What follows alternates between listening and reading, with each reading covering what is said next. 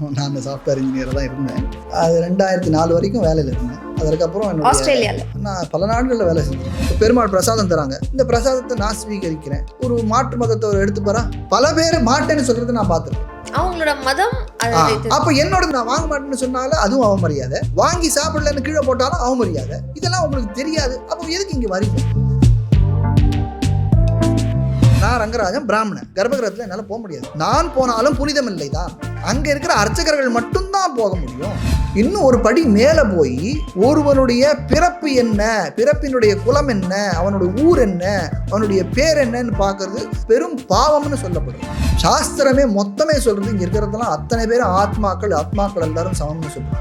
ஆத்மாக்கள்னு சொல்லிட்டாலே எல்லா உயிரினங்களும் சமம். அது பாகுபாடுகள்னு சொல்லியிருக்கு. கிளாசிஃபிகேஷனுக்கும் டிஸ்கிரிமினேஷனுக்கும் எவ்வளோ பெரிய வித்தியாசம் இருக்குது. இது சாமானியர்களுக்கு தெரியாது. ஏதாவது பிராமணனுக்கு ஏதாவது சலுகை உண்டா? எங்கேயாவது இன்னைக்கு இந்த காலத்தில் பிராமணனுக்கு முன்னுரிமை எங்கேயாவது உண்டா? ஒரு வேலையும் கிடையாது, ஒரு அரசு வேலையும் கிடையாது, ஒன்றுமே இல்லை. சைவர்களை பொறுத்தவரை ஹரின்றவர் சிவனால் படைக்கப்பட்டவர். வைஷ்ணவர்களை பொறுத்தவரையில் சிவன் என்பவர் விஷ்ணுவால் படைக்கப்பட்டவர். இப்போ படைக்கப்பட்டவர் எப்படி ஒன்றா இருக்க முடியும்? என் பிள்ளை எப்படி நானா இருக்க முடியும்? நிர்வாகம்ன்றது வேற, கோவிலுடைய சாஸ்திர சம்பிரதாய பழக்க வழக்கங்கள்ன்றது வேற. நிர்வாகம் யார் வேண்டுமானாலும் செய்யலாம். ஆகமப்படி அந்த கோவிலிலே நடக்கக்கூடிய விஷயங்களை அவர்கள் மட்டும்தான் செய்ய முடியும். இது நான் சொல்லலை, உச்சநீதிமன்றம் தான் சொல்லுது. இந்து மதம்னு ஒன்றும் இல்லைன்னு சட்டமே சொல்லியிருக்கு.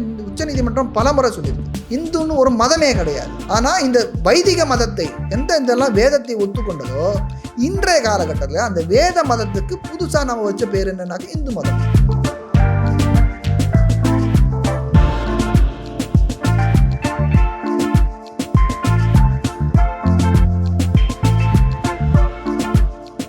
எல்லோ பெஞ்ச் நேயர்களுக்கு வணக்கம். இன்னைக்கு நம்ம கூட இருக்க கெஸ்ட் ரங்கராஜன் நரசிம்மன் அவர்கள். வணக்கம் சார். ஸ்ரீமதி ராமானுஜன். கொஞ்ச நாளைக்கு முன்னாடி நீங்கள் ட்விட்டரில் வந்துட்டு ஒரு பிக்சர் ஷேர் பண்ணியிருந்தீங்க சார். அது இயர்லி ஒரு 2003, 2004 வந்துட்டு திங்க் ஒரு சாஃப்ட்வேர் இன்ஜினியர் மாதிரி ஒரு லுக்கில் இருந்தீங்க. மேபி ஒரு சைனீஸ், எந்த ஒரு நேஷனாலிட்டின்னு தெரில, அவரோட ஒரு பிக்சர் ஷேர் பண்ணியிருந்தீங்க. அண்ட் அங்கேருந்து இங்கே வரைக்கும் உங்கள் லைஃப் ஜேர்னி அப்படின்றது எப்படி மாறிச்சு சார்? ஒருத்தருடைய உருவத்தை பார்த்து அவர் என்ன வேலை பார்த்தான்னு கண்டுபிடிக்கிற திறமை உங்களுக்கு இருக்குது. சந்தோஷம். நான் சாஃப்ட்வேர் இன்ஜினியராக தான் இருந்தேன். அது 2004 வரைக்கும் வேலையில் இருந்தேன். ஓகே. அதற்கப்புறம் ஆஸ்திரேலியாவில் நான் பல நாடுகளில் வேலை செஞ்சுருக்கேன். அமெரிக்காவில் வேலை பார்த்துருக்கேன், லண்டனில் வேலை பார்த்துருக்கேன், ஜப்பான், சிங்கப்பூர், கனடா, ஆஸ்திரேலியா அப்படின்னு மலேசியா நிறைய இடத்துல வேலை பார்த்துருக்கேன். அது என்னுடைய 2003-4 வரைக்கும் அந்த பயணம் இருந்தது. கடைசியாக நான் வேலை பார்த்தேன் ஆஸ்திரேலியா. அது நான் அந்த படத்தை பழசு போட்டது ரொம்ப பழசது. நிறைய பேர் என்னை பார்த்துட்டு சமூக ஊடகங்களில் பேசுகிறதுக்காக, அவங்கள வெறுப்பேற்றுறதுக்காக போட்டது. அது வேறு ஒன்றும் இல்லை.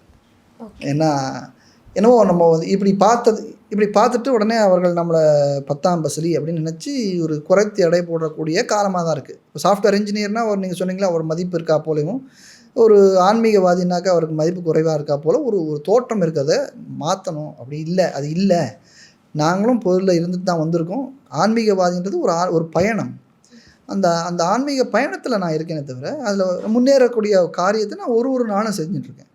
ஸோ அது ஒரு லௌகிக்க வாழ்க்கையை வாழ்ந்து முடிச்சாச்சு. இப்போது அதற்கப்புறம் படிக்க துவங்கி படிச்சுன்னு தான் இருக்கேன். இனிமேல் வாழ்க்கை பூராவும் படிச்சுன்னு தான் இருக்க போகிறேன். ஸ்ரீ வைஷ்ணவ சம்பிரதாயத்தை பற்றி நிறைய தெரிஞ்சுக்கணும், அதை பழகணும். கற்க கசடர கற்பவை கற்றப்பை நிற்க அதற்கு படித்தா மட்டும் போகாது, கசடர படிக்கணும், அதற்கு போல் நிற்கணும். அப்படின்றது தான் ஸ்ரீ வைஷ்ணவ சம்பிரதாயம்னு சொல்கிறது. ஞானம் இருக்கணும், அனுஷ்டானமும் இருக்கணும். எப்படி ஞானம் வந்தால் அதைப்படி வாழணும் அப்படிங்கிற ஒரு பாவத்தை நம்ம கொண்டு வரணும். ஒவ்வொரு நாளும் முன்னேறணும். அன்றைக்கி நான் அங்கேருந்தே அமெரிக்காவிலேருந்தே இன்றைக்கி மட்டும் வேஷ்டி கட்டிகிட்டு இருக்கேன்னாக்கா இதுதான் முன்னேற்றம். அந்த டிரான்சிஷன் எப்படி சார் ஏற்பட்டுச்சு? சின்ன வயசுல நேச்சுரலாக தான். எல்லாரும் போலையும் நான் சொல்ல முடியாது. நான் சின்ன வயசுலேருந்து நம்ம நாட்டு மேலே நம்ம பற்று ஜாஸ்தி. அது சொல்லாமே எல்லாருக்கும் இருக்கும். நம்ம இந்திய நாட்டில் பிறந்தா இந்திய பற்று இருக்க தான் இருக்கும். அதனால் அது நம்மளுடைய முன்னோர்கள் என்ன செய்தார்கள், நமக்கு ஏன் இவ்வளோ பெருமை கொடுத்தார்கள், நாம் ஏன் இப்படி இல்லை அப்படின்ற ஒரு இன்ட்ராஸ்பெக்ஷன் நடந்துகிட்டே இருந்தது சின்ன வயசுலேயே. அதோடைய பரிமாணம் தான் இது. அப்போது அதை படிக்க முன்னோர்களுக்கு இவ்வளவு ஞானம் இருந்திருக்கு, அந்த ஞானத்தை நாமும் சம்பாதிப்போமே, அதை நாமளும் தெரிஞ்சுக்கலாமே அப்படிங்கிற ஒரு ஆசையினால தான், அந்த ஆசை மூலயமா ஒரு நல்ல நெறியில் நடந்துட்டுருக்கேன்னு நினைக்கிறேன். நான் இங்கிலீஷில் என்ன சொல்லுவாங்க, மிட் லைஃப் கிரைசிஸ்னு சொல்லுவாங்க. 30, 35, 40, 45 வயசில் ஒரு மனிதனுடைய எல்லா அடிப்படை தேவைகளும் பூர்த்தி ஆகிடும் மனிதனுக்கு. அப்போது படிக்கிற காலத்தில் படிக்கணும், வேலைக்கு போகணும், சம்பாதிக்கணும்னு ஒரு இது இருக்கும். அப்புறம் கல்யாணம் பண்ணிக்கணும், குழந்தை பெற்றுக்கணும்னு இருக்கும். அதெல்லாம் ஆகி செட்டில் ஆகிறக்கான ஒரு 40-45 வயசில் செட்டில் ஆகும்போது எல்லாமே கிடைச்சிடுது. இந்த உலகத்தில் மெட்டீரியலிஸ்டிக்காக என்னெல்லாம் கிடைக்குமோ அது கிடைத்து விட்டதுன்னா, அப்போ அவர் என்ன நினைக்கிறாரு, தனக்கு தன் மனசுக்குள்ளே என்னமோ ஒரு வெற்றிடம் தோன்றுகிறது. இன்னும் தெரிஞ்சுக்கணும், இன்னும் வேறு ஏதாவது தெரியணும், நமக்கு என்னமோ ஒன்று குறைவாக இருக்கே அப்படின்ற ஒரு வெற்றிடம் தோன்றும் பொழுது ஆன்மீகத்துப்படி நேரடியாக டைரெக்டாக அங்கே தான் போய் ஆகணும். இது எல்லா மனிதர்களுக்கும் உண்டு. இந்த பிராமணன் இல்லை, இந்தியர்கள்னு இல்லை, உலகம் பூரா இந்த மிட் லைஃப் கிரைசிஸ் உண்டு. இதுக்கு சைக்கலாஜிக்கல் டேர்ம் வந்து மிட் லைஃப் கிரைசிஸ் அப்படின்னு பேர். அந்த கிரைசிஸ் வரும்போது சில பேர் இதுக்கு போகிறாங்க, பல பேர் ஆன்மீகம் பக்கம் நோக்கி போகிறாங்க. ஏன்னா அங்கே அவர்களுக்கு வந்து வெற்றிடம் இல்லை. அங்கே ஒரு நிறைக்கக்கூடிய அந்த தனக்கு இருக்கிற வெற்றிடத்தை பூர்த்தி செய்யக்கூடிய ஒரு விஷயம் கிடைக்கிறதுனால ஆன்மீகத்தை பற்றி பக்கம் ஈர்க்கப்படுகிறார்கள். பிராமணர்களாக இருக்கிறவர்கள் அவர்களோட சின்ன வயசுலேருந்தே பல விஷயங்கள் கதையெல்லாம் கேட்டிருப்பாங்க. அதனால் அவர்களுக்கு ஈஸியாக இருக்குது போகிறதுக்கு. மற்றவர்களுக்கு தெரியாமல் கொஞ்சம் தவிக்கலாம். ஆனால் பெரும்பாலானவர்கள் முதல்ல தான் இருப்பான், அப்புறம் தன் குடும்பம்னு இருக்கும், நண்பர்கள்னு விரிவடையும், அப்புறம் சமூகம்னு விரிவடையும், அப்போ உலகம்னு விரிவடையும். இதுதான் ஒரு மனிதனுடைய இயல்பு. அந்த உலகம் அப்புறம் உலகம்னாக்க உலகத்தில் இருக்கிற மக்கள் மட்டும் இல்லாமல் எல்லா உயிரினங்களும் அப்படின்னு ஒரு தோற்றம் தோண்டி எல்லாவற்றுக்காகவும் நாம் வாழ வேண்டும் அப்படின்ற ஒரு எண்ணம் தான் ஆன்மீகம். இந்த ஒரு படிக்கட்டை ஏறான்னு வச்சுங்களேன், அதில் எந்தெந்த படிக்கட்டில் யார் இருக்காங்களோ அது ஈடுபாடு கொடுக்கும். சில பேர் இல்லாமல் வாழ்க்கையை வந்து அப்படியே வெற்றிடமாக வரும் தோணும், அடப்போட எதுவும் பண்ண முடியாதுன்னு சொல்லிட்டு அவர்களுக்கு வழி இல்லாத சமயத்தில் அவர்கள் அப்படியே வாழ்ந்து போவார்கள். அது கூடாதுன்றது தான் ஆன்மீக தலைவர்களே அந்த காலத்தில் நிறைய பேர் ஏற்படுத்தினாங்க. அவர்கள் வந்து நல்ல போதனைகளை கொடுத்தார்கள். அது பல பேருக்கு சென்று சேர்ந்தது அந்த காலத்தில். இன்றைக்கி இருக்கிற மாதிரி ஊடகங்கள் இல்லைன்னாலும் அன்றைக்கி அவர்கள் போய் எல்லாருக்கும் சொல்லி கொடுத்து இந்த மாதிரியான சமயத்தில் எப்படி மனிதன் தன்னை மேம்படுத்தி கொள்ள வேண்டும் என்ற காரியத்தை ஆன்மீக தலைவர்கள் சொன்னார்கள். இன்று ஆன்மீக தலைவர்கள் இருக்கிற இடமே தெரியல. எல்லாமே யூடியூப் சேனல்ஸும் மீடியாஸும் டேக்கன் ஓவர் ஆகிடுது. அது அரசியல் மொத்தம் இருக்குது, இல்லை சினிமா இருக்குது. ஒன்று அரசியல், இல்லை சினிமா, இல்லை விளையாட்டு. இதை தவிர வேறு எதுவும் இல்லை. இப்படியே ஒரு ஷார்ட்ஸை பார்த்துட்டே வாழ்க்கையை ஓடுறதுக்கு எவ்வளோ பேர் இருக்கா? ஒரு ஷார்ட்ஸ் பார்க்க ஆரம்பிச்சிட்டான்னா அது நிறுத்துறதுக்கு 2 மணி நேரம் ஆகுது. நேரம் போகிறதே அவனுக்கு தெரியல. நான் இந்த பிளேனில் வரேன், நான் டெல்லியிலேருந்து நேற்றுக்கு வந்தேன். பக்கத்தில் இருக்கிறவர் 3 மணி நேரமும் ஷார்ட்ஸ் பார்த்துட்டு இருக்கார். எப்படின்னு தெரியல. அப்படியே டைம் போகிறது அவருக்கு. தூங்கலை, உண்மை இல்லை. அப்போ ஒரு இதில் மாட்டிட்டு ஒரு போதை. அந்த போதைக்கு ஆளாகி மனிதர்கள் சிதைந்து கொண்டு இருக்கிறாங்கன்னு நான் நினைக்கிறேன். உங்களுக்கு ஷார்ட்ஸ் பார்க்கணும்னு தோணாது? எனக்கு தோணாது. அது தெரியும். ஏன்னா அங்கே போனாக்கா நீங்கள் மாட்டி முழிப்பீங்கன்னு தெரியும். எதுக்கு ஷார்ட்ஸை பார்த்து என்ன? அதனால் என்ன லாபம்? அந்த படிக்கக்கூடிய புத்தகங்கள் ஏராளமாக இருக்குது, நேரம் இல்லை. கொஞ்சம் நேரத்தை எப்படி உபயோகப்படுத்தி கொள்ள வேண்டும் என்று பார்க்க வேண்டும். அது நீங்கள் சொன்ன அந்த மிட் லைஃப் கிரைசிஸ்க்கு அப்புறம் உங்களுக்கு இந்த மாதிரி ஒரு எண்ணம் வந்துச்சா, இல்லை அதுக்கு முன்னாடி நீங்கள்? எனக்கு கொஞ்சம் சீக்கிரமே வந்துடுதுன்னு வச்சுங்களேன் மிட் லைஃப் கிரைசிஸ். எனக்கு 30-32 வயசுலேயே வந்துடுது. அதுக்கு அடுத்து பிராமின்ஸ் மேலே ஜென்ரலாக ஒரு விமர்சனம் வைக்கிறாங்க இல்லையா சார்? அதாவது அவங்க வந்து ஜூஸோட ஒரு டெசெண்டன்ஸ்ன்னு சொல்கிறதா இருக்கட்டும், இல்லை வந்துட்டு அவங்க வந்து ஆரியன்ஸ் அப்படின்னு சொல்கிறதாகட்டும், ஒரு கைபர் போலன் அது வழியாக வந்தவங்க அப்படின்னு சொல்லிட்டு சில சாரர் வைக்கிற ஒரு விமர்சனம். அதை நீங்கள் எப்படி பார்க்குறீங்க? நான் அதெல்லாம் பார்க்குறதே கிடையாது. அது வந்து பொழுது போகாமல் நேரத்தை வீணடிக்கக்கூடிய செயல்கள், காரியங்கள். இப்போது ஆரியன்னா என்னென்னு அர்த்தம் புரியணும். ஃபஸ்ட்டு ஆரியன்னா உயர்ந்தவன் அர்த்தம். அப்போது பிராமணர்கள் ஆரியர்கள் அப்படின்னு ஒருத்தர் சொன்னார்னா என்ன அர்த்தம்? பிராமணர்கள் உயர்ந்தவர்கள்னு ஆறுதா? அதை அவர்களே ஏற்றுக்கிறாங்களா? நம்பர் 1. நம்பர் 2, ஜூஸுக்கும் இதுக்கு என்ன சம்மந்தம்? என்னன்னா ஜூஸை பற்றி சொல்லலாம். ஆப்பிள் ஜூஸ், ஆரஞ்சு ஜூஸுன்னு. ஜூஸ்னால் யாருன்னு இந்த ஊரில் தெரியுமா? நமக்கு உலகத்தில் தெரியாது. யார் எந்த இடத்துல இருந்தாங்க, அவர்கள் என்ன மாதிரியான மக்கள்னு யாருக்குமே தெரியாமல், அவர்கள் பழக்க வழக்கங்கள் என்னன்னு தெரியாமல் அங்கேக்கும் இங்கேக்கும் மொட்டைக்கும் முழங்காலுக்கும் முடிச்சு போட்டுட்டு யாரோ ஒருத்தர் பேசுகிறாங்க, அதையும் 10 பேர் நம்பிக்கிட்டு இருக்காங்க. 3வது சொன்னீங்க கைபர், அதாவது போலன் வழியாக வந்தாங்க. அது எங்கே இருக்குன்னு யாருக்காவது தெரியுமா? யாருக்கும் தெரியாது. ஜியாகிரஃபி தெரியாது, ஹிஸ்ட்ரி தெரியாது, சயின்ஸு தெரியாது, மேத்தமெட்டிக்ஸ் தெரியாது. ஆனால் பேசுவோம். ஜியாகிரஃபியில் எத்தனை மார்க் வாங்கினேன் கேட்டாக்க ஒரு 4 மார்க் வாங்கினேன் 100க்குன்னுவான். ஆனால் கைபர் கலவாய் வந்து இவன் தான். அம்பேத்கர், இவங்க கொண்டாடுற அம்பேத்கர் என்ன சொன்னார்? இந்த Aryan theory, Khyber canal theory, இந்த ஜூ தியரி எல்லாம் எங்கே fit to be in the dustbin, குப்பை தொட்டியில் போடக்கூடிய ஒரு விஷயம். இது ஏற்க முடியாது, இதுக்கு ஆதாரமே இல்லாத ஒன்று என்று சொல்கிறார்கள். இதெல்லாம் போது போலையா, யாரையா திட்டணுமா அப்படின்னு இவனை திட்டலாமேன்னு சொல்லிட்டு சில பேர் திட்டுறாங்க. திட்டுறதுனால எனக்கு கொஞ்சம் பாவம் குறையுதுன்னு சாஸ்திரம் சொல்கிறது. எனக்கு சாஸ்திரத்தை நம்பிக்கை உண்டு. சாஸ்திரத்தில் ஒருத்தனை நீங்கள் வந்து இன்னொருத்தனை வையிறீங்க, நீங்கள் என்ன வையிறீங்கன்னு வச்சிங்களேன், இந்த வசவு என்னுடைய பாவத்தின் காரணனால வருது. அப்போ என்ன அர்த்தம்னா, மகாபெரிவா சொன்னதா சார்? மகாபெரிவாலாம் அவர் என்ன சொல்கிறார், அவர் வேதத்தில் இருக்கிறது தான் அவரும் சொல்ல போகிறார். இல்லை, இந்த கருத்தை வந்து இதுக்கு முன்னாடி எல்லா ஆச்சாரியரும் சொல்லியிருக்கா, இது அவர் மட்டும் சொல்லலை. தேவையில்லாமல் திட்டுவாங்க, நம்ம பாவம் குறையுது. எங்க தேவையில்லாமல் இல்லை, திட்டு வாங்கினாலே பாவம். தேவையாக இருந்தாலும் சரி, தேவையில்லைனாலும் சரி, நீங்கள் ஒரு துன்பப்படுகிறீர்கள் என்றால் உங்களுடைய பாவம் குறைகிறது, இன்பப்படுகிறீர்கள் என்றால் உங்கள் புண்ணியம் குறைகிறது. பாவ புண்ணியத்தை புரிந்து கொண்டவர்கள் இதை புரிஞ்சிருப்பாங்க. பாவம் எதற்காக ஏற்படுது, புண்ணியம் எதற்காக. அப்போது தேவையில்லாமல் வர திட்டு இருக்குது பாருங்க, அதில் வேற ஒரு இது இருக்குது, ஒரு ஸ்பெஷாலிட்டி இருக்குது. என்னென்னா, நீங்கள் தேவையில்லாமல் என்னை திட்டுனீங்கன்னாக்கா என் பாவம் உங்களுக்கு போகிறது. எனக்கு பாவம் குறையிறது மட்டும் இல்லை, நான் பண்ண பாவம் உங்களுக்கு போயிடுது. ஏன்னா நீங்கள் தேவையில்லாமல் என்னை திட்டினீங்களா, அந்த பாவம் உங்களுக்கு வரத்தானே வரும். நான் வந்து ஏதோ பண்ண பாவத்துக்காக அந்த திட்டத்துக்கு வாங்கிட்டு வருத்தப்பட்டுட்டேன், அதனால் என் பாவம் குறைஞ்சிது. நீங்கள் தேவையில்லாமல் திட்டினால உங்களுக்கு அந்த பாவம் சேர்ந்து போயிடுது. அதனால் தூட்டுவாரம்னு விட்டுட்டு போட்டோம், நமக்கு அது கவலை இல்லை. அதனால் நம்மளை ஏதாவது தடை செய்ய முடியுமா? யாரோ ஒருவன் முகம் தெரியாத, பேர் தெரியாத ஒரு பேடி எங்கேயோ உட்காந்துட்டு என்னை பற்றி திட்டுறான் அப்படின்னா அது நான் ஏன் கவலைப்படணும்? என் வாழ்க்கை என் கையில் இருக்குது, என்னுடைய முயற்சிகளில், என்னுடைய செயல்பாடுகளில் இருக்குது. அது நான் என்ன யாராவது தடுக்க முடியும்? கைப்பிடிச்சி யாராவது இழுக்க முடியுமா? நீ செய்யக்கூடாதுன்னு சொல்ல முடியுமா? வையலாம். அதனால் தடுத்துட முடியுமா? இன்று பிராமணர்கள் அப்படி நினச்சிக்கிறதே தப்புன்னு நான் சொல்லுவேன். அப்படி யாரோ நம்மளை தடுக்கிறாங்க. நான் பிராமணர்கள் மட்டும் சொல்ல, இந்த தமிழ் தேசியவாதிகள் நிறைய பேர் அப்படி தான் பேசுகிறாங்க.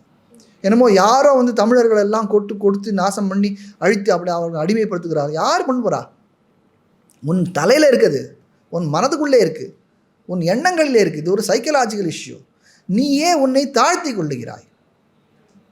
அந்த தாழ்வு மனப்பான்மையை முதல்ல தூக்கி போடு.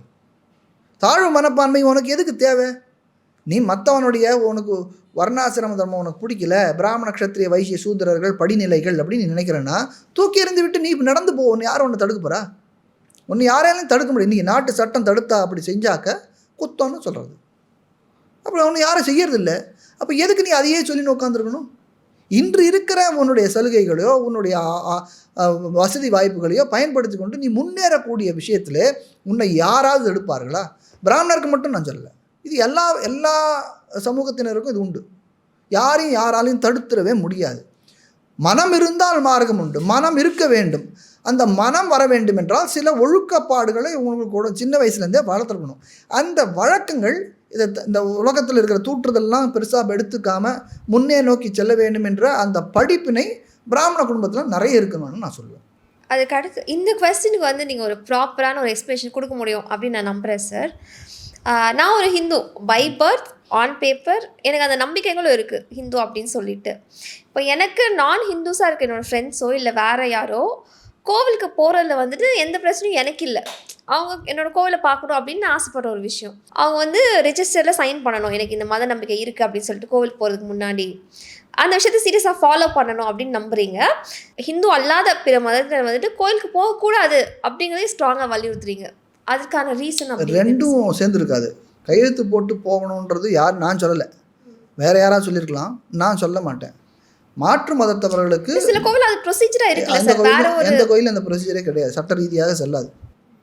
அது சட்ட விரோதமான ஒரு செயல், அப்படி உள்ளவே விட முடியாது. சட்டம் என்ன சொல்கிறது? இன்னும் மாற்று மதத்தினவர்கள் இந்து கோயில்களுக்கு வரக்கூடாதுன்னு சொல்கிறது, வரக்கூடாதுன்னே சொல்கிறது. அதுக்கான ரீசன் என்ன சார்? சட்டமே சொல்கிறது. சட்டம் இயற்றியவர்களை போய் கேளுங்கள், யார் சட்டம் இயற்றினாலும் கேளுங்க. அதையும் சேர்த்து தமிழ்நாடு கோவில் நுழைவு சட்டம் கேள்விப்பட்டிருக்கீங்களா? கேள்விப்பட்டது இல்லையா? எல்லா ஜாதியினரும் உள்ளே செல்லலாம் அப்படின்னு போகிறதுக்காக இயற்றப்பட்ட சட்டம் அது. அந்த சட்டத்தில் இந்துக்கள் அல்லாதவர்கள் இந்து கோயிலுக்குள் வரக்கூடாதுன்னு சொல்லி எழுதியிருக்காங்க. யார் எழுதியிருக்காங்க? தமிழக அரசு எழுதியிருக்கு. ஏன் எழுதினாங்கன்னு அவங்கள போய் கேளுங்க. அது ஏன் எழுதினாங்க எனக்கு தெரியாது. ஆனால் மாற்று மதத்தவருடைய ஒரு மத சார்பான விஷயம் வந்து ரொம்ப எமோஷ்னல், மனிதனுடைய வாழ்வியல் சேர்ந்தது. சரியா? இப்போ நான் வந்து ஒரு இடத்துல வேடிக்கை பார்க்கறதுக்காக போனாக்க அது தவறு. நான் அங்கே வந்து ஒரு மத ரீதியாக நான் போகிறேன். பெருமானை நான் சேவிக்கிற சமயத்தில் ஒருத்தன் வேடிக்கை பார்த்துட்டு வந்து அங்கே வந்து செய்யக்கூடாத வேலைகள் நான் செஞ்சான்னு வச்சுங்க, அவனுக்கு தெரியாது, வேணும்னு செய்கிறான்னு சொல்லலை. அவனுக்கு இது பழக்கம் இல்லாத இடம். பழக்கம் இல்லாத இடத்துல அப்படி செய்யும்போது 100 பேருடைய மனது புண்படும். அந்த புண்படக்கூடிய செயல்களை செய்யாமல் இருப்பதற்காக இவர்கள் போகாமல் இருக்கிறது நல்லது. இந்த மதத்தவர் அந்த கோயிலுக்கு போக தேவையில்லை, அந்த மதத்தவர் இந்த கோயிலுக்கு போக தேவையில்லை. இது வாழ்வியல். ஒரு மதத்தில் இருந்தால் அந்த மதத்திலேயே வாழ். மதம் மாறிட்டேன்னா இந்த பக்கம் வராது. ஏன்னா உனக்கு இந்த மதத்தில் இருக்கிற கொள்கைகள் பிடிக்கல, அந்த மதத்துக்கு போயிட்டு அந்த மதத்தில் இருந்துடும், இந்த மதத்துக்கு வராது. உன்னுடைய வழியை பார்த்து நீ போ, என்னுடைய வழியை பார்த்து நான் போகிறேன்னு சொல்கிறது இன்னும் தவறு இருக்குது. சின்ன வயசில் அறியாத வயசில் நம்ம நினைக்கிறது உண்டு, தவறில்லை. ஆனால் வயதானது பிறகு இப்போ ரீசெண்டாக எனக்கே தெரியும், ஸ்ரீரங்கத்திலேயே மாற்று மதத்தினவர்கள் உள்ளே வந்து அவர்களுடைய மத புத்தகத்தை வைத்துக்கொண்டு படித்திருந்தார்கள். என்னுடைய யூடியூப்பில் போய் பார்த்தீங்கனாலே என்னுடைய ஃபேஸ்புக்கில் இதெல்லாம் இந்த போஸ்ட் இருக்குது, ஃபோட்டோகிராஃபோடு போட்டிருக்கேன். சமீபத்தில் மயிலாப்பூர் கபாலீஸ்வரர் கோயிலில் ஒரு அம்மா வந்து அங்கே உட்காந்துட்டு கிறித்துவ புஸ்தகத்தை படிப்பேன் அப்படின்னு சொல்கிறாங்க, வாதாடுறாங்க ஒரு அம்மாவோட. நான் உட்காந்து படிப்பேன், உங்களுக்கு என்னன்னு கேட்குறாங்க. இதெல்லாம் இந்த மாதிரியான குசும்பு வேலை. அடுத்தது தஞ்சை பெரிய கோவிலில் ஒருத்தர் வந்து உட்காந்துட்டு மாம்சம் சாப்பிட்டுட்டு இருந்தாங்க. இதெல்லாம் உங்களுக்கு தெரியலை. நான் வந்து அவங்க வேணும்னு நான் பண்ணாங்கன்னு யாரையும் நான் சொல்லலை. அவங்க வந்திருக்காங்க, வந்தது இதெல்லாம் வராமல் தடுக்கணுன்னாக்க சிலலாம் செஞ்சு தான் ஆகணும். அப்போது அவர்கள் வராமல் இருப்பதே நல்லது. இப்போ பெருமாள் பிரசாதம் தராங்க, இந்த பிரசாதத்தை நான் ஸ்வீகரிக்கிறேன். ஒரு மாற்று மதத்தை எடுத்துப்பாரா? பல பேர் மாட்டேன்னு சொல்கிறத நான் பார்த்துருக்கேன். அவங்களோட மதம். அப்போ என்னோட நான் வாங்கும்போது நான் வாங்க மாட்டேன்னு சொன்னாலும் அதுவும் அவமரியாதை, வாங்கி சாப்பிடலன்னு கீழே போட்டாலும் அவமரியாதை. இதெல்லாம் உங்களுக்கு தெரியாது. அப்போ எதுக்கு இங்கே வரீங்க? வேடிக்கை பார்க்கறதுக்கான இடம் இல்லை. கோவில்ன்றது ஒரு ஆன்மீகம் சார்ந்தது, ஒரு பக்தி சார்ந்தது, ஒழுக்கம் சார்ந்தது. இந்த மாதிரியான ஒழுக்கம்னாக்க அவங்களுக்கும் ஒழுக்கம் இல்லையான்னு கேட்காதீங்க.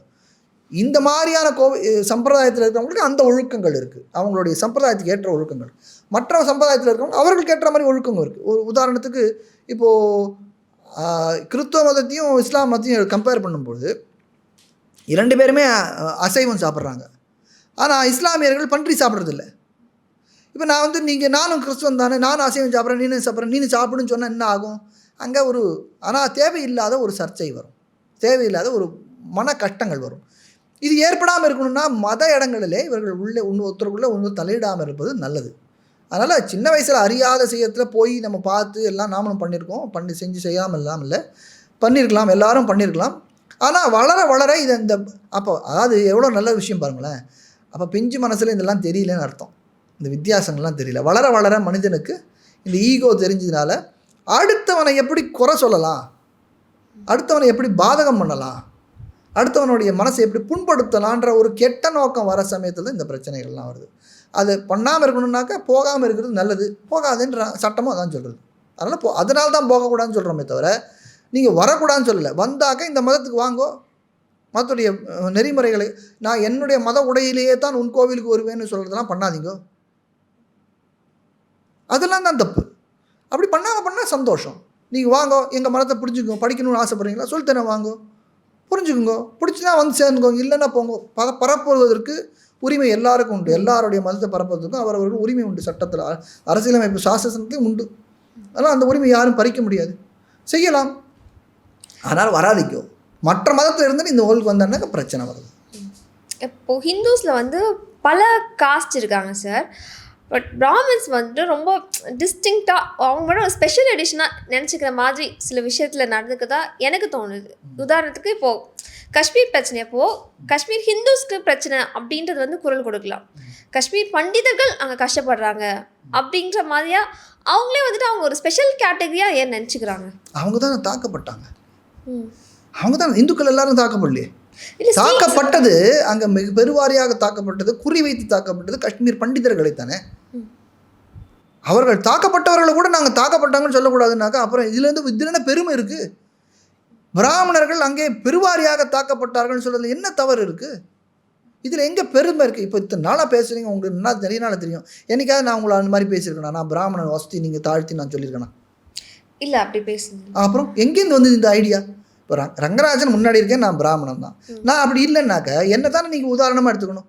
இன்னும் 10 பேரை நான் பார்த்தேன், அவங்க அப்படி தான் இருக்காங்கன்னு சொன்னீங்கன்னா நான் வேணால் பதில் சொல்லலாமே ஒழிய, அப்படி சொன்னாங்கன்னா அப்படி சொல்கிறவங்க தவறாக நடக்கிறாங்கன்னு நான் சொல்லுவேன். அதில் ஒன்றும் தப்பு இல்லை. உங்களுக்கு உயர்த்தி தாழ்த்தி எங்கேயுமே சொல்லலை. எல்லோரும் வந்து என்னமோ சொல்கிறாங்க, பகுத்தறிவாளர்கள் மட்டும்தான் உயர்த்தி தாழ்த்தி இல்லாமல் இருக்காங்க, எல்லோரும் சமம்னு சொல்கிறாங்க. அதுவே தப்பு. சாஸ்திரமே மொத்தமே சொல்கிறது இங்கே இருக்கிறதெல்லாம் அத்தனை பேரும் ஆத்மாக்கள் எல்லாரும் சமம்னு சொல்கிறது. ஆத்மாக்கள்னு சொல்லிட்டாலே எல்லா உயிரினங்களும் சமம். அதில் நீங்கள் ஜாதி இரண்டொழிய வேறு இல்லைன்னு நீங்கள் சொல்கிறீங்க, ஆண்பால் பெண்பால்னு சொல்கிறீங்க, இல்லைன்னா இட்டார் பிரியவர் இடாதார் இழிகுலத்தோர்னு சொல்கிறோம். ஆனால் இங்கே ஜாதி ஒன்றொழிய வேறில்லை, ஆன்மா என்கிற ஜாதி தான். அது பரமாத்மாவுக்கு அடிமையான ஜாதி அப்படின்னு தான் ஆன்மீகம் சொல்கிறது. இதில் எங்கே பாகுபாடு இருக்குது? ஸ்லோகங்களை தவறாக திருமாவளவன் போன்றவர்கள் திரித்து சொல்வதனாலே வரக்கூடிய பிரச்சனை. ஸ்லோகத்தில் எங்கேயும் ஏற்றத்தாழ்வுன்னு எங்கேயுமே சொல்லலையே. பாகுபாடுகள்னு சொல்லியிருக்கு. கிளாசிஃபிகேஷனுக்கும் டிஸ்கிரிமினேஷனுக்கும் எவ்வளோ பெரிய வித்தியாசம் இருக்குது. இது சாமானியர்களுக்கு தெரியாது. அப்போ படித்தா தான் இதெல்லாம் புரியும். இதெல்லாம் அறிவு சார்ந்த விஷயம். அப்போ படிக்கணும் அப்படின்றது அதுக்கு தான் சொல்கிறது. படித்தால்தான் இதெல்லாம் புரியும். படிக்காதவர்களுக்கு வித்தியாசம் தெரியல, எனக்கு இது ஒன்று அது ஒன்று தான். அதனால் இது ஒரு உயர்த்தியாக நான் நினைத்து கொண்டு நான் பிராமணனாக பிறந்தனால நான் ரொம்ப வசதி அப்படின்னா அப்படியா? நீங்கள் பாருங்களேன், ஏதாவது பிராமணனுக்கு ஏதாவது சலுகை உண்டா எங்கேயாவது? இன்றைக்கி இந்த காலத்தில் பிராமணனுக்கு முன்னுரிமை எங்கேயாவது உண்டா? ஒரு வேலையிலும் கிடையாது, ஒரு அரசு வேலையும் கிடையாது, ஒன்றுமே இல்லை. இன்ஃபேக்ட்டு எக்கனாமிக்கல் வீக் செக்ஷன் ஒரு புதுசாக சட்டம் கொண்டு வந்தாங்க. அது என்னமோ பிராமணர்களுக்கு மட்டும் மாதிரி. அதில் கிறிஸ்துவர்களும் இருக்கிறார்கள், இஸ்லாமியர்களும் இருக்கிறார்கள், மற்ற மதத்தினர்களும் இருக்கிறார்கள்ன்றதை விட்டுட்டாங்க. அது இருக்குது. இப்போ நீங்கள் எப்படி காஷ்மீரை சொன்னீங்களோ அதை போல் அது பிராமணர்களுக்காக மட்டுமே செஞ்சது அப்படின்னு ஒரு நரேட்டிவை செட் பண்ணி ஊரில் இருக்கிறவங்களை ஏமாத்துறதுனால வெளியில் இருக்கிறவங்க எங்கள் மேலே திணிக்கிறது. இது எங்கேயுமே அப்படி நம்ம செஞ்சதா இல்லை, அப்படி செஞ்சால் தவறு. அதுக்கு அடுத்து எலிஃபெண்ட் இந்த ரூம் மாதிரி முக்கியமான ஒரு டாபிக் என்னென்னா, கோவில்கள் வந்துட்டு அரசோட கட்டுப்பாட்டில் இருக்கிறது. இது வந்து எல்லாருமே நிறைய பேர் எதிர்க்கிற ஒரு விஷயம். நீங்களும் அதற்கு அகேன்ஸ்டாக தான் இருக்கீங்க. இப்போ அரசோட கட்டுப்பாட்டில் இல்லைனா அது யாரோட கட்டுப்பாட்டில் இருக்கணும் அப்படின்ற ஒரு கேள்வி வருது இல்லையா சார்? அப்போ பிராமின்ஸ் அதை அண்டர்டேக் பண்ணி அவங்க ஒரு பவர் சென்டராக இருக்கணும்னு நினைக்கிறாங்களோ அப்படின்ற ஒரு எண்ணம் தானே வருது எல்லாருக்கும். சரி, 3-4 விஷயம் ஆயிடுச்சுல. முதல்ல கோவில்கள் அரசு கட்டுப்பாட்டில் இருக்கக்கூடாதுன்றது ரங்கராஜனுடைய எதிர்ப்பு இல்லை, இது சட்டம், இந்த நாட்டுடைய சட்டம். அப்போ சட்ட விரோதமாக ஒரு செயல் நடந்தால் அது எதிர்க்கணுமா வேண்டாமா? கொலை செய்வது சட்டம் தவறு, கற்பழிப்பது தவறு, ஏமாற்றுவது தவறு, சட்ட விரோதமான விஷயம். தடுக்கணுமா வேண்டாமா? தடுக்கணும். அதே போல் அரசுகள் கோவில்களிலே தலையிடக்கூடாதுன்னு சட்டம். அப்போ அதுக்கு மீறினாக்கா அது எதிர்க்கணும். ஒன்றாச்சு. அதனால் கோவில்கள் அப்போ சட்டத்தை மாற்றுங்க, நான் ஒன்றுமே பண்ண முடியாது. சட்டத்தை நீங்கள் மாற்றிட்டீங்கன்னா என்னால் எதுவுமே பண்ண முடியாது. நான் டெக்னிக் சொல்லித்தரேன். இது முதல் தடவை இல்லை, பல தடவை நான் சொல்லியிருக்கேன். அரசுக்கு முழு உரிமை இருக்குது சட்டம் மாற்றுறதுக்கு, இல்லையா? ஸோ அப்படி சட்டத்தை மாற்றிட்டா உங்களுக்கு பிரச்சனை இல்லையா சார்? மாற்றுங்க. சட்டத்தை மாற்றினா நான் ஒன்றும் பிரச்சனை பண்ண வேண்டாம். மற்ற மதத்தவர்கள்லாம் உங்களை ஒன்றும் இல்லைன்னு ஆக்கிடுவாங்க. ஏன்னா சட்டத்தை மாற்றினா இந்துக்களுக்கு மட்டும் தனியாக போட முடியாது சட்டம். இஸ்லாமியர்களுக்கும் கிறிஸ்துவர்களுக்கும் சீக்கியர்களுக்கும் ஜெயினர்களுக்கும் பௌத்தர்களுக்கும் எல்லா மதத்தவர்களுக்கும் பண்ணி தான் ஆகணும். அப்போது இந்து கோவில்களை மட்டும் நான் எடுத்துக்கிறேன்னு சொன்னாக்கா அது சட்டவிரோதமாக போகும், அது டிஸ்கிரிமினேஷன். எல்லா மதத்தையோடைய கோவிலையும் நான் கட்டுப்பாட்டில் வச்சுக்கிறேன்னு சொன்னாக்க மற்ற மதத்தவர்கள் யாரும் விட மாட்டாங்க. இந்துக்கள் ஏற்கனவே விட்டுட்டாங்க, சட்டவிரோதமாக செய்கிறத கூட பேசாமல் தான் உட்காந்துருக்கோம். அப்போ முதல் விஷயம் முடிஞ்சுது. ரெண்டாவது அதுலேயே விஷயத்தில் நீங்கள் என்ன சொன்னீங்கன்னாக்கா, இது கோவில்லேருந்து எடுத்தாக்க யார் கையில் கொடுக்குறது? ஃபஸ்ட்டே முதல் மோசம்னா மொத்தலும் மோசம். அவங்க முதல் கேள்வியே தப்பு. அப்போ மற்ற கேள்வியெல்லாம் தப்பு தான். இருந்தாலும் முதல் கேள்வியை சரின்னு வச்சுக்கிறேன். இன்றைக்கி இருக்கிற சட்டத்தையே எடுத்துப்போம். சட்டம் என்ன சொல்கிறது? கோவில் நிர்வாகம் யார் செய்ய வேண்டும்னு இருக்குது. கோவில் நிர்வாகத்தை அந்தந்த சம்பிரதாயத்தவர்கள், டினாமினேஷன் சொல்கிறோம் இங்கிலீஷில், இல்லை சம்பிரதாயத்தவர்கள் செய்யணும் அப்படின்னு இந்த சட்டம் சொல்கிறது. அதுவும் அரசியலமைப்பு சட்டம் சொல்கிறது. அதே உச்சநீதிமன்றத்துடைய தீர்ப்பு என்ன சொல்கிறது? ஆகம ரீதியாக என்ன நடக்கணுமோ அதை மாற்றக்கூடாதுன்னு சொல்கிறது. ரெண்டும் சட்டம். உச்சநீதிமன்றத்துடைய ஆணையும் சட்டம் தான், அரசு போட்ட சட்டங்களும் சட்டம் தான். இந்த ரெண்டு சட்டத்தையும் நீங்கள் நடைமுறைப்படுத்த ஆகணும். இது ரெண்டும் பிடிக்கலன்னா திரும்பி நீங்கள் மாற்றி தான் ஆகணும். இதை மாற்றாத சமயத்தில் நீங்கள் பழியை என் மேலே போடுறீங்க. இது ரெண்டாவது. இதுலேயே இங்கே பிராமணர்கள் மட்டும்தான் நிர்வாகம் பண்ணணும்னு எந்த சட்டமும் சொல்லலை. பிராமணர்கள் மட்டும்தான் நிர்வாகம் பண்ணணும்னு எந்த பிராமணனும் கேட்கல. என்ன சொல்கிறது சட்டம்? அந்தந்த மத சம்பிரதாயம்னு என்னென்னு கொஞ்சம் சொல்லிடுறேன். சைவ சம்பிரதாயம், வைஷ்ணவ சம்பிரதாயம். சைவர்கள்னால் சிவனை முழுமுதற் கடவுளாக வைத்து கொண்டவர்கள் சைவர்கள். விஷ்ணுவை முழுமுதற் கடவுளாக வைத்து கொண்டவர்கள் வைஷ்ணவர்கள். கணபதி, பிள்ளையார், விநாயகர், பல பேர் சொல்ல அதுலேயே ஒரு சர்ச்சை இருக்குது, கணபதினா வேற, பிள்ளையார்னா நம்ம ஆளுன்னு. அந்த அவர் இருக்கார், அவரை முழு முதற் கடவுளாக. முழு முதற் கடவுள்னா என்ன அர்த்தம் அது உங்களுக்கு தெரியுமா? எல்லாத்துக்கும் ஆரம்பமாக இருக்கு. அவர் மூலியமாகத்தான் மற்ற எல்லாம் படைக்கப்பட்டது. இப்போ விஷ்ணுவை முழு முதற் கடவுள் நான் சொன்னேன்னாக்க, விஷ்ணுவின் மூலமாக, நாராயணன் மூலமாக மற்றவை எல்லாரும் படைக்கப்பட்டார்கள். பிரம்மா, சிவன் எல்லாரும், விநாயகராகட்டும், முருகராகட்டும், அவர்கள் எல்லாரும் படைக்கப்பட்டவர்கள். தந்தை யார்? விஷ்ணு மட்டும்தான். சிவனை முழு முதற் கடவுளாக வைத்து கொண்டவர்களுக்கு தந்தை யார்? சிவன் மட்டும்தான். பார்வதியை சக்தியை முழு முதற் கடவுளாக வைத்து கொண்டவர்களுக்கு சக்தி மட்டும்தான். கணபதியை முழு முதற் கடவுளாக வைத்து கொண்டவர்களுக்கு பிள்ளையார் மட்டும்தான். கௌமார சம்பிரதாயம்னு ஒன்று இருக்குது, அதாவது முருகனை முழு முதற் கடவுளாக வைத்து கொண்டவர்களுக்கு அவர்களுக்கு. இப்போ முழு முதற் கடவுளாக வைத்து கொண்டவர்கள் அவரவர்களுடைய ஸ்தலத்தை மதத்தை சார்ந்தவர்கள் பழகுபவர்கள், அதை அவர்கள் நிர்வாகம் செய்யலாம். இன்னும் சுருக்கமாக சொல்லணும், இப்போ வள்ளலார்னு ஒரு சம்பிரதாயம் இருக்குது, அது சைவ சம்பிரதாயம்தான். சிவனைத்தான் அதில் ஆனாலும் அதில் ஒரு வித்தியாசம் இருக்குது. அங்கே உருவ வழிபாடு இல்லை, ஜோதி வழிபாடு இருக்குது. அப்போ அங்கே போய் நீ நானும் செய்வன் தான், நீங்களும் செய்வர் தானே, நான் உங்களுடைய இடத்துல நான் செய்யலாமான்னாக்கா அங்கே உங்களுக்கு உரிமை இல்லை. ஏன்னால் அந்த சம்பிரதாயம் வேறு. நான் ஒரு உருவ வழிபாடு உள்ள சிவலிங்கத்தை வழிபாடக்கூடிய ஒரு சைவனாக இருந்து நான் வள்ளலார் கோவிலை நிர்வாகம் செய்கிறேன்னாக்கா சட்டம் அதுக்கு அனுமதிக்கலை. ஏன்னா நான் அங்கே போனால் என்ன பண்ணுவேன்? உருவத்தை வைக்கிறது வழி பண்ணுவேன் இல்லையா, அது தவறு தானே. அப்போ அங்கே கூடாது. எப்போ எனக்கு புரிதல் இல்லைன்னு அர்த்தம். பெருவாரியாக என்ன சொல்கிறாங்க, அறியும் சிவனும் ஒன்று, அறியாத வாயிலாம் மண்ணு. இது சைவர்களும் ஏற்றுக்க மாட்டாங்க, வைஷ்ணவர்களும் ஏற்றுக்க மாட்டாங்க. அறியும் சிவனும் ஒன்று இல்லை அப்படின்னு சொல்லுவாங்க. ரெண்டு பேரும் வேறு தான் அப்படின்ற ரெண்டு பேருடைய ரெண்டு சம்பிரதாயத்தவர்களும் அப்படி தான் சொல்லுவாங்க. அறியும் எப்படி சிவனும் எப்படி ஒன்றா இருக்க முடியும்? சைவர்களை பொறுத்தவரை ஹரின்றவர் சிவனால் படைக்கப்பட்டவர்.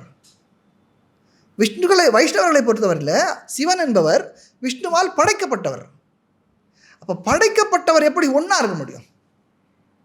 என் புள்ள எப்படி நானாக இருக்க முடியும்? புரியுதா? நான் வேறு, என் புள்ள வேறு தானே. அப்போ இந்த வார்த்தையே புரிந்தவர்கள் ஏற்றுக்கொள்ள மாட்டார்கள், புரியாதவர்கள் சொல்லலாம். இதில் என்ன கஷ்டம் வரும்னாக்கா, சமுதாயத்தில் ஒரு கஷ்டம் வராது. நீங்கள் முன்னாடி கேட்டீங்க, பள்ளிக்கூடத்தில் படிக்கும்போது நாங்கள்லாம் போகிறோம் அப்படின்னு இல்லையா, அதை போகிற விஷயம் தெரியாத வரைக்கும் ஒன்றும் பிரச்சனை இல்லை. விஷயம் தெரிஞ்சு அங்கே ஒரு அதிகாரம் செய்யக்கூடிய நிலைமையில் போகும்போது, இப்போ நான் வைஷ்ணவன் ஒரு சிவக்கோயிலுக்கு போய் நான் அரங்காவலராக இருந்தால் நான் என்ன செய்வேன்? விஷ்ணு தான் முழமுதல் கடவுள்னு சொல்கிறதுக்கான வேறுபாடு நான் செய்வேன். ஏன்னா என்னுடைய பட்சம் தானே, அது நான் செய்யலாமா? அங்கே போய் செஞ்சால் என்ன ஆகும்? குழப்பம் வரும், சரியாக இருக்காது. அதனால் சட்டத்தை சொல்லுகிறதுனால இதனால தான் நம்ம இதெல்லாம் சொல்கிறோமே தவிர, சட்டம் மாற்ற முடியும்னாக்கா மாற்றுங்கோ. நீங்கள் மாற்றினாலும் உடனே ஏற்றுக்க முடியாது. அது உச்சநீதிமன்றம் போகும், உயர்நீதிமன்றம் போகும், உச்சநீதிமன்றம் போகும், அரசியல் சாசனத்துக்கு உட்பட்டதான்னு பார்க்கும். உட்பட்டதாக இருந்தனால நீங்கள் மாற்றிக்கலாம். மூணாவது, யார்கிட்ட கொடுக்கணும்?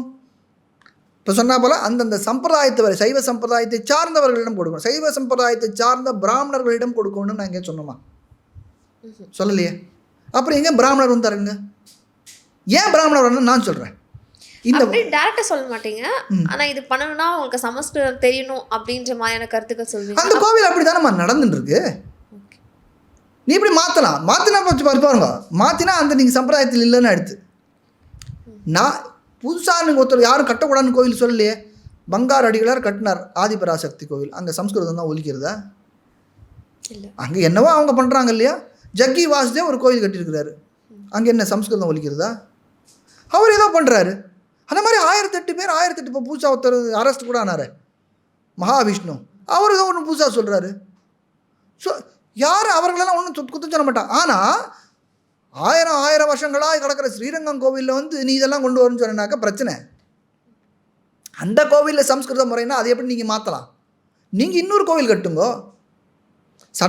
அதாவது அந்த காலத்தில், வெள்ளைக்காரன் காலத்தில் ஒரு வழக்கு, ஸ்ரீரங்கத்தில் வடகலத்தங்களை சண்டை வருது.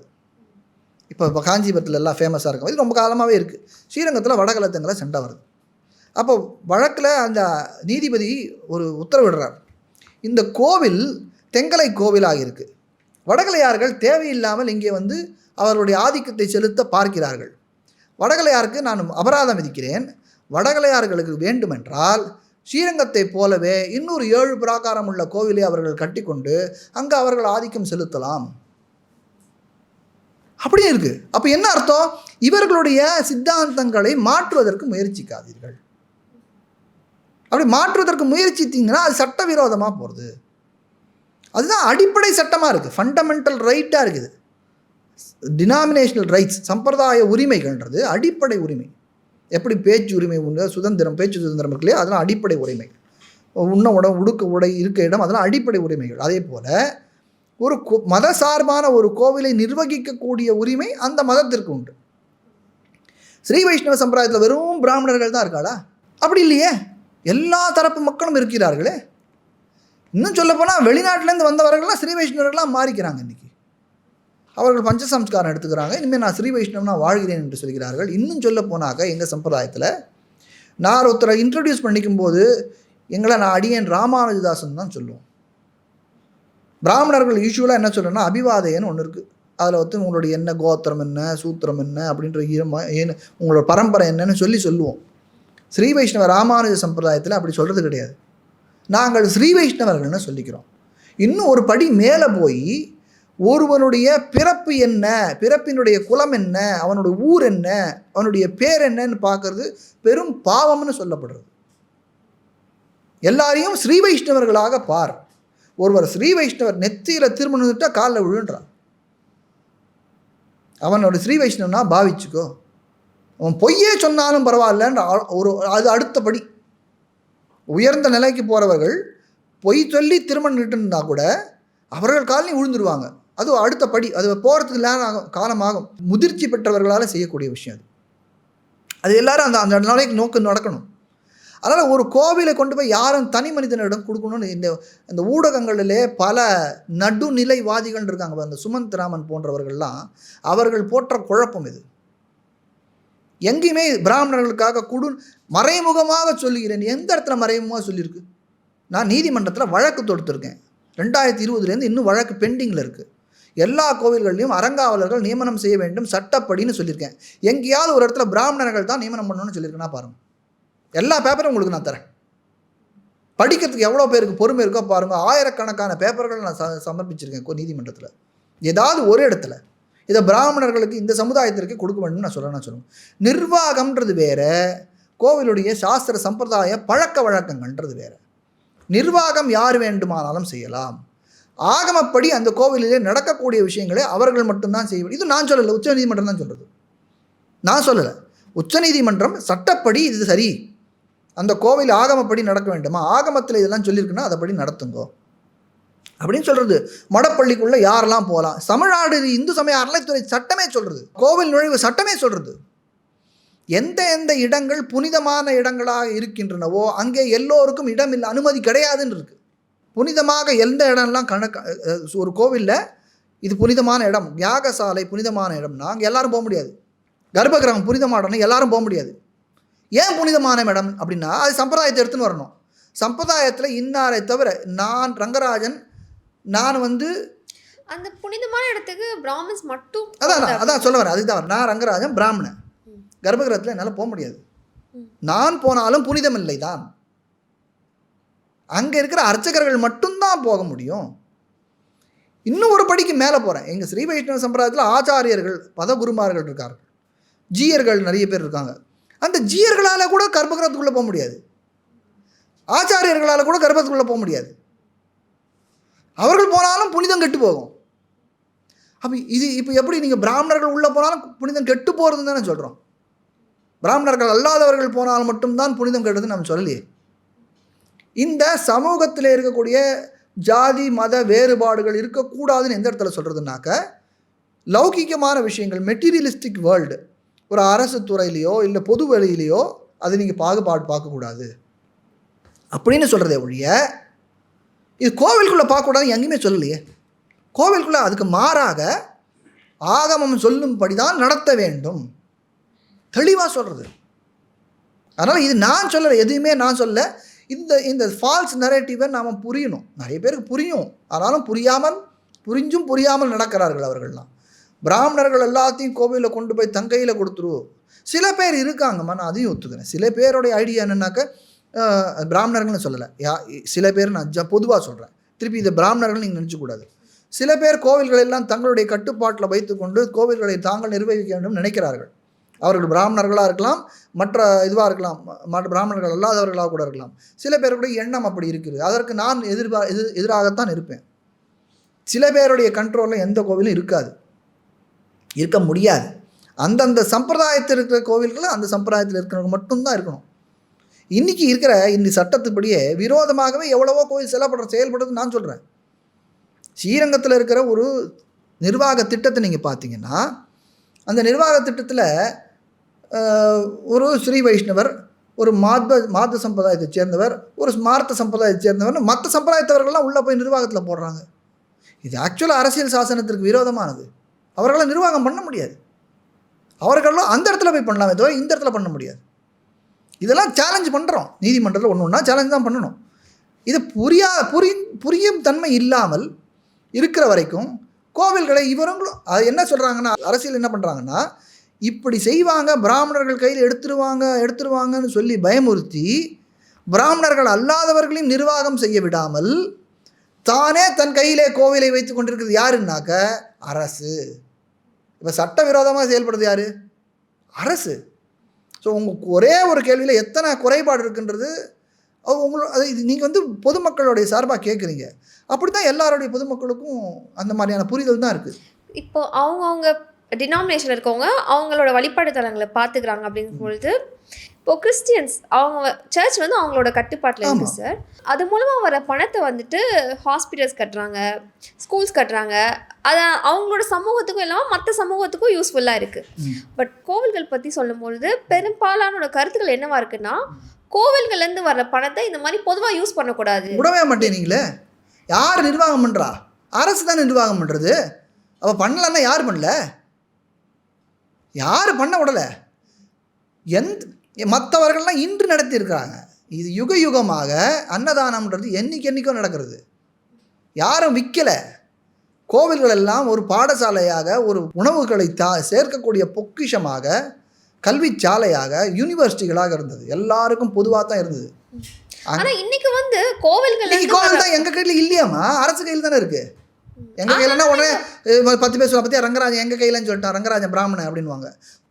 அந்த சம்பிரதாயத்தவர் எங்கன்னு நான் சொன்னேன், சம்பிரதாயத்தவர்களை சொல்கிறேன். அந்த சம்பிரதாயத்தவர்கள் கையில் இருந்தால் அவர்கள் செய்வார்கள். நீங்கள் விடவே மாட்டேங்கிறீங்களே. நீங்கள் தான் பிராமணர்களை காமிச்சு யாருக்குமே கொடுக்காம வச்சுருக்கீங்க இல்லையா? ஆனால் அரசு கோவில்கள்லேருந்து வர வருமானத்தை ஒரு பொது நலனுக்காக யூஸ் பண்ணுறாங்க. ஒரு அரசாலேயே பண்ண முடியும். அரசுக்கு எப்படி உரிமை இருக்குது? ஏதாவது ஒரு அரசு கிறிஸ்துவத்தோடைய பொருள் எடுத்து பொது நலனுக்கு செய்ய சொல்லுங்களேன், பார்க்குறேன் என்ன செய்கிறாங்களான்னு. அதை கிறிஸ்டியன்ஸே செஞ்சுருந்தாங்க இல்லையா சார்? நீங்கள் என்ன செய்ய விடாமல் இருக்கீங்க, செய்ய விடாமல் என்ன தடுக்கிறீங்க. அவர்கள் செய்கிறாங்க பாருங்கன்னு பொய் சொல்கிறீங்க. அவர்கள் மட்டும் செய்கிறா போல். நாங்கள் ஒவ்வொரு கோவில்லையும் யுகமாக அன்னதானம் நடந்துட்டுருக்கு. யுகமாக நடந்துட்டுருக்கு. கொஞ்சம் நேற்று இல்லை, மற்றெல்லாம் நேற்றுக்கு வந்த மதங்கள். எங்கள் மதத்தை பார்த்து, சனாதன தர்மத்தை பார்த்து கற்றுக்கொண்ட மதங்கள் மற்ற எல்லா மதங்களும். அதுலேருந்து இந்த கொஞ்சம் எடுத்துருந்துச்சுன்னு அவங்க பண்ணுறாங்க. நீங்கள் வந்து அவங்க பண்ணுறாங்கன்னு எப்படி பண்ணுறாங்க? அவங்களுக்கு சுதந்திரம் இருக்குது, பண்ணுறாங்க. எங்களுக்கு எங்கே சுதந்திரம் இருக்குது? எங்கே பழனி முருகன் கோவிலில் நீங்கள் உங்களுக்கு வணங்குறவங்கள தானே வச்சுருக்கீங்க. எங்களுக்கு வணங்குற நீங்கள் யாருங்க? அரசு யாருங்க அங்கே முருகனுடைய விழா நடத்துறதுக்கு? வள்ளலாருடைய பெருமை என்ன உலகத்துக்கு பறைசாற்றுன்னு சொல்கிறதுக்கு அரசு யார்? முதல்ல அப்போ என்ன பண்ணணும்? அரசு மாமிசத்தை ஒழிக்கணும். வள்ளலாருடைய சித்தாந்தங்களை நிலைநிறுத்துறேன்னா அரசு மாமிசத்துக்கு தடை கொண்டு வருவாங்களா? ஜீவகாருண்யம் அவர் சொன்னார்ல, அதானே முக்கியம். அது வள்ளலாரில் அதை முதல்ல நடைமுறைப்படுத்த சொல்லுங்கள், அப்புறம் மற்றெல்லாம் பார்க்கலாம். நீ வந்து வள்ளலார் எங்கே பெருவழியாக இருக்க வேண்டும் என்று அவர் எழுதி வைத்தாரோ அந்த இடத்துல நான் சர்வதேச மையம் கட்டுறேன்னு சொல்லி உனக்கு உரிமை இல்லாத இடத்துல நீ வந்து இடத்த கட்டுறேன்னு சொல்கிறது உன்னுடைய தவறு. நீ பண்ண விட மாட்டேங்கிற என்னுடைய இடத்தை நீ ஆக்கிரமித்து என்னுடைய இடத்தை நீ இல்லாமல் பண்ணுகிறாய். 100 ஏக்கராக இருக்க வேண்டிய இடத்த நீ 4 ஏக்கரா ஆக்கணும்னு நீ பார்க்குற. சுருக்கி என்னுடைய கழுத்தை நெறித்து விட்டு இந்துக்கள் பண்ணலைன்னா எந்த இந்துக்கள் பண்ணலை? சங்கர நேத்ரால இல்லையா? அரவிந்த் ஐ ஹாஸ்பிட்டல் இல்லையா? இங்கெல்லாம் காசு வாங்குறாளா எல்லார்ட்டையும்? எத்தனை இருக்குது? நாராயண ஹிருதயா இல்லையா? நாராயண ஹிருதயான்றது நம்ம நாட்டிலேயே நம்பர் 1 ஹார்ட் ஸ்பெஷலிஸ்ட் பெங்களூரில் இருக்குது. எவ்வளோ இருக்குது காமிக்கிறேன். எவ்வளோ பேர் இருக்காங்க, எவ்வளோ செஞ்சுட்டு தான் இருந்தாங்க. இன்றைக்கி பெருமானுக்கு பண்ணுறதுக்கே வழி இல்லை. கோவிலுடைய வருமானத்திலேருந்து அந்த பெருமானுக்காக செலவு செய்கிறதுக்கான உரிமையே நம்மக்கிட்ட இல்லை. அதுக்கே நம்ம இந்து சமய அறநிலையத்துறை கையை அவன் நம்ம கட்டி போட்டு நம்மளெல்லாம் நறுக்கி வச்சுட்டு அவன் கொடுக்க மாட்டேங்கிறான் காசை. சட்டம் சொல்கிறது, இந்து சமய அறநிலையத்துறை சட்டம் ரொம்ப தெளிவாக சொல்கிறது, இந்த கோவிலுடைய உபரி நிதி எக்ஸஸ் மணி இருக்கு இல்லையா, அந்த சம்பிரதாயத்துக்கு போக மீதி இருக்கிற பணத்தை இதுக்கெல்லாம் செலவு பண்ணலாம்னு சட்டம் சொல்கிறது. அது எதெல்லாம் இருக்கோ அதெல்லாம் செய்யாமல், அது முதல்ல என்ன சொல்கிறதுன்னா பாடசாலை நடத்தணுன்றது. எதெல்லாம் செய்யணும்னு சொல்கிறதோ அதெல்லாம் எதையும் செய்யறது கிடையாது. எதெல்லாம் செய்யக்கூடாதுன்னு சொல்கிறதா இந்த இந்து சமய அறநிலையத்தில் உட்காந்துட்டு நம்ம கோவில் பணத்தை எடுத்து செய்கிறது. முதல்ல கையை வைக்கிறதுக்கு இடம் இல்லை, உரிமை இல்லை, திருடுது, டே லைட் ராபரி. எந்த கோவிலுடைய நிலத்தை எடுத்து நீங்கள் எங்கெங்கே கலெக்டர் கட்டலாம், கலெக்டரேட் கட்டலாம். எந்த கோவிலை இந்த கலெக்டரேட் கட்டுறதுக்கு அந்த இடத்த கொடுத்தாங்க? வீரசோழபத்தில் ஏன் அப்படி பண்ணுறீங்க? யார் விட்டா? என் மதத்தை பரப்புவதற்காக கொடுக்கப்பட்ட நிலம், என் சம்பிரதாயத்தை வளர்ப்பதற்காக கொடுக்கப்பட்ட நிலம், அதை இப்படி யூஸ் பண்ணக்கூடாது, இப்படி யூஸ் பண்ணணும்னு செய்யறதுக்கு நீ யார்? இதை தடுப்பது அரசு. பழி எங்களுக்கா? பழி இந்துக்களுக்கா? அந்த இந்துக்களில் பிராமணர்களுக்கா? இந்துக்கள் என்னமோ ஆஸ்பத்திரி கட்டாத மாதிரியும், மற்றவங்களாம் மட்டும்தான் கட்டுற மாதிரியும், அங்கே மட்டும் எல்லாரையும் விடுற மாதிரியும், நாங்கள் யாரையுமே மற்றவங்களாம் சேர்க்காத மாதிரியும், என்ன இந்த மாதிரிலாம் பேச்சு? உண்மைக்கு புறம்பான பேச்சு. ஏன் அதை நம்ம நம்புகிறோம்? எங்கேயுமே இல்லை. அப்படி காமிக்க விடுங்க. இப்போது சிதம்பரத்தில் அவர்கள் அங்கே பண்ணிட்டு இருக்காங்க, நிர்வாகம் பண்ணுறாங்க. அவர்கள் நிர்வாகம் பண்ணக்கூடாதுன்றதுக்காக எத்தனை முட்டுக்கட்டை போடுறாங்க தெரியுமா? சிதம்பரம் கோயில் போயிருக்கீங்களா? உண்டியல் பார்த்துருக்கீங்களா? அந்த கோயிலில், அந்த கோயிலில் உண்டியலே கிடையாது. அது தெரியுமா? எத்தனை பேருக்கு தெரியும்? அது கோவிலில் உண்டியலே கிடையாது. கோவிலில் உண்டியலே கிடையாது அப்படின்னு என்ன அர்த்தம்? நீ பணம் போடுன்ற உனக்கு நிர்பந்தமே கிடையாது. உண்டியில் இருந்தால் தானே பணம் போடணும். இந்து சமய அறநிலையத்துறை எங்கேயாவது சட்ட விரோதமாக இருக்கிற எல்லா கோயிலையும் பாருங்களேன், எத்தனை உண்டியல் இருக்குன்னு பாருங்க. ராமேஸ்வரத்தில் நந்திக்கு முன்னாடி உண்டியல் வச்சுட்டான். அந்த உண்டியல் எடுக்கிறதுக்கு நீதிமன்றம் போக வேண்டியிருக்கு. அப்பயும் எடுக்க மாட்டேங்கிறான். நந்தி சிவனை பார்த்துட்டு இருக்கணும், ஐதீகம் அப்படி தான் சொல்கிறது, சாஸ்திரம் அப்படி தான் சொல்கிறது. ஆனால் நந்திக்கும் சிவனுக்கும் நடுவில் உண்டியல். இன்றைக்கும் போய் பார்க்கலாம், இப்போ போய் பார்க்கலாம். இதெல்லாம் செய்கிறது யார்? இதெல்லாம் செய்கிறது அரசு. இந்துக்கள் மேலே பழிபடாதீங்க. அரசு தான் தவறு செய்கிறது, அரசு தான் தடுக்கிறது, அரசு தான் செய்ய விடாமல் செய்கிறது. இந்த கோவில் நிலங்களை எல்லாம் சரியாக நிர்வகிக்க வேண்டும் என்றால் திருப்பியும் சொல்கிறேன், சட்டப்படி அந்தந்த சம்பிரதாயத்தவர்களுக்கு கொடுங்க, அவர்கள் பார்த்துப்பாங்க. அவர்கள் செய்வதிலே முறைகேடு இருந்தால் அதை தட்டி கேட்பதற்கும் தண்டிப்பதற்கும் உரிமை அரசுக்கு உண்டு. அதை செய்யலாம். யார் வேணான்னா கூட சொல்லலையே. என்னமோ இந்துக்கள் எல்லாரும் அயோக்கியர்கள் போலவும், அவர்கள்கிட்ட கோவில் போயிடுச்சுன்னா அப்புறம் சொத்து தின்னுடுவாங்கன்ற அப்பவும். ஏன் இஸ்லாமியத்தில் வக்ஃப் போர்டில் திருடவே இல்லையா? புகாரே இல்லையா? எத்தனை இஸ்லாமியர்கள் சொல்கிறார்கள்? வக்ஃப் வாரியத்தை கலைக்கணும்னு எத்தனை பேர் இஸ்லாமியர்கள் சொல்கிறார்கள்? எப்படி? அங்கேயும் இருக்குது ஊழல் இருக்குது. கிறிஸ்துவ மதத்துலையும் ஊழல் இருக்குது. எல்லா மதத்துலேயும் எங்கெங்கெல்லாம் பணம் இருக்கோ அங்கெல்லாம் ஊழல் இருக்கும். அந்த ஊழலை கட்டுப்படுத்த வேண்டியது அரசனுடைய கடமை. அது ஊழல் இருக்குன்னு சொல்கிறதுக்காக எல்லாத்தையும் எடுத்துகிட்டு நாமளே பண்ணணுன்னாக்கா அப்போ நீங்கள் எல்லா மாதிரி அப்படி தான் ஆகிடும். கோவில்லாம் தவறான ஒரு சித்தாந்தத்தை, பொய்யான ஒரு பிரச்சாரத்தை நீங்கள் செய்வீர்கள். Okay sir. அதற்கு அடுத்து குலதெய்வம் அப்படிங்கிற பொழுது நம்ம குடும்பத்தில் வாழ்ந்த ஒரு முன்னோர்கள் அப்படிங்கிறதா பொதுவாக எல்லாருமே சொல்கிற ஒரு விஷயம். அவங்க இப்பயோ அந்த மனிதர்கள் தான். கடவுள் அப்படின்ற பொழுது இந்த உலகத்தையே படைச்சவர் அப்படிங்கிறது தான் மெயினான ஒரு கான்செப்டாக இருக்குது. சீமான் போன்ற ஒரு தலைவர்கள் என்னோட முப்பாட்டன் முருகர் அப்படின்னு மாதிரியான கருத்துக்கள் வைக்கிறாங்க இல்லையா?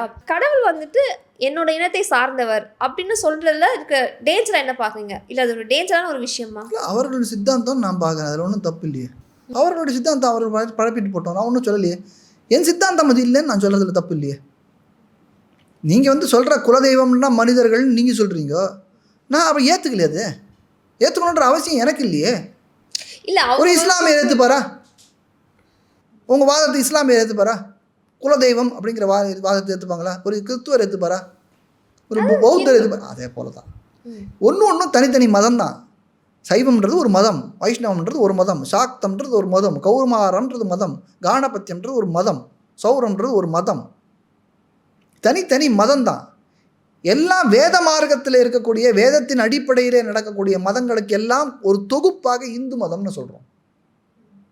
இந்து மதம்னு ஒன்றும் இல்லைன்னு சட்டமே சொல்லியிருக்கு, உச்சநீதிமன்றம் பலமுறை சொல்லியிருக்கு. இந்துன்னு ஒரு மதமே கிடையாது. ஆனால் இந்த வைதிக மதத்தை இதெல்லாம் வேதத்தை ஒத்துக்கொண்டதோ இன்றைய காலகட்டத்தில் அந்த வேத மதத்துக்கு புதுசாக நம்ம வச்ச பேர் என்னன்னாக்க இந்து மதம். இந்து மதம்ன்றது பல மதங்களை உட்கொண்ட மதம். எப்படி வைஷ்ணவ மதத்திலேயே பல மதங்கள் நாங்கள் சொல்கிறோம்.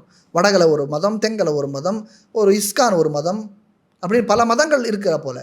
இப்போது வள்ளலார் ஒரு மதம், சைவர்கள் வேறு ஒரு மதம் நம்ம சொல்கிற போல். அது சைவத்திலேயே அதை போல் பல மதங்கள் உள்ளுக்குள்ளேயே இருக்கும். இது மதங்களை புரிதல் இல்லாதவர்கள் அப்படித்தான் சொல்லுவாங்க. இந்த மதங்களுக்கு ஒற்றுமை இருக்கலாம், ஒற்றுமை இருக்கிறதுனாலே ஒன்று சேம். அதில் சில சின்ன சின்ன விஷயங்கள், அது அறிவு சார்ந்த நுணுக்கங்கள் சார்ந்த விஷயங்கள். இப்போது பெருவாரியாக 3 சித்தாந்தங்களை சொல்லுவோம். அத்வைத்தம், துவைத்தம், விசிஷ்டாத்வைத்தம்னு சொல்லுவோம். அத்வைத்தம்ன்றது ஒரு சித்தாந்தம். அது இரண்டாவது இல்லை, கடவுளுக்கு இரண்டாவதாக வேறு ஒன்றும் இல்லை, எல்லாமே கடவுள் தான், கடவுளுடைய மாயை மற்றதெல்லாம் தோற்றம் தான், மற்றெல்லாம் ஒன்றே ஒன்று தான் உண்மை அப்படின்னு. விசிஷ்டாத்வைத்தம்ங்கிறது கடவுள் ஒருத்தர் இருக்கார், ஆத்மாக்கள் இருக்கின்றது, இப்படின்ற சித்தாந்த வேதங்கள் இருக்கும். அந்த சித்தாந்த வேதங்கள்னால பல மதங்கள் கொண்டு உள்ள வரும். இதெல்லாம் சாமானியர்களுக்கு புரியாத நிலைமையில் இன்றைக்கி ஆகிடுது. ஏன்னா இதை பற்றி யாரும் பேசுறதில்லை. இப்போ நான் இப்போ பேசுகிறது எத்தனை பேருக்கு புரியும்னு கூட எனக்கு தெரியாது. இப்போ நான் உங்களோட பேசுகிறேன், உங்கள் முகத்தை பார்த்து உங்களுக்கு புரியுதான்னு என்னால் கேஜ் பண்ண முடியல, என்னால் அளவிட முடியல. அப்போ நீங்கள் கேள்வி கேட்டால் தான் என்னால் பதில் சொல்ல முடியுமே ஒழிய, பார்க்குறவர்களுக்கு அவர்கள் கேள்வி கேட்டால் தான் என்னால் பதில் சொல்ல முடியும். அப்போது ஒரு மத குருமாராக இருக்கிறவர், அதனால்தான் அந்த காலத்தில் ஒவ்வொருத்தரும் முன்னாடி போய் ஒருத்தரோடையும் போய் பேசினாங்க. பொதுமக்களிடம் போய் அவர்களுடைய சந்தேகங்களை நிவர்த்தி செய்து அவர்களை ஏற்றுவதற்கான நிலையிலிருந்து ஏற்றுவதற்கான விஷயத்தை செய்தார்கள். அதனால் எதுக்கு சொன்னீங்க, ஆரம்பிச்சது என்ன சொன்னீங்க உங்கள் கேள்வி? சீமான் போன்றவர்கள் குலதெய்வம் என்று சொல்றதெல்லாம் அவர்களுடைய சித்தாந்தம், அவர் அதை பரப்புகிறார்கள், அவர்களுக்கு ஓகே. அவர் குலதெய்வம்னு சொல்றது மனிதர்கள் தான் குலதெய்வம்னு அவர் நினைக்கிறாருனாக்கா அது நான் ஏற்றுக்கணுன்ற அவசியம் இல்லை. குலதெய்வத்தோட கான்செப்டே அதானே சார் அப்படின்னு நீங்கள் நினைக்கிறீங்க. குலதெய்வத்தோடைய கான்செப்ட் ஒரு சம்பிரதாயத்துக்கும் மாறுபடும் நான் சொல்கிறேன், அதை புரிஞ்சுக்கணுன்றேன். எல்லாருக்கும் திணிக்காதீங்க, நான் சொல்கிறது தான் சரின்னு சொல்லாதீங்க. எவ்வளோ பெரிய பரந்த மனப்பான்மை இதுக்கு வேணும்? நான் சொல்கிறது மட்டும்தான் சரின்னு நான் ஏன் சொல்லணும்?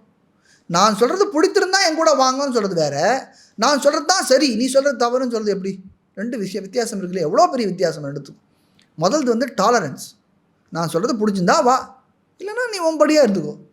இது நான் உன்னை டாலரேட் பண்ணுறேன், உன்னை சகித்து கொள்கிறேன், சகிப்புத்தன்மை இருக்கிறது, மதிக்கிறேன் அப்படின்னு. நான் சொல்கிறது தான் கரெக்டு, நீ சொல்கிறது தப்பு அப்படின்னு சொல்கிறது தவறு. சீமானுடைய எண்ணம் அப்படின்னா சந்தோஷம்.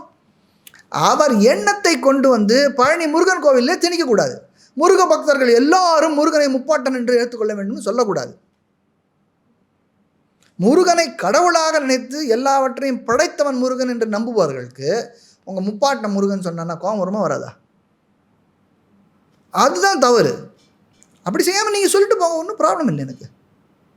புதுசாக ஒரு இந்து மதம், எல்லா மதமும் ஒன்று, அரியும் சிவன் ஒன்று அப்படின்னு ஒருத்தர் சொன்னாங்கன்னா சந்தோஷம். நீங்கள் ஒரு தனியாக மதம், சைவர்களையோ வைஷ்ணவர்களையோ கம்பல் பண்ணாதீங்க, ஃபோர்ஸ் பண்ணாதீங்க.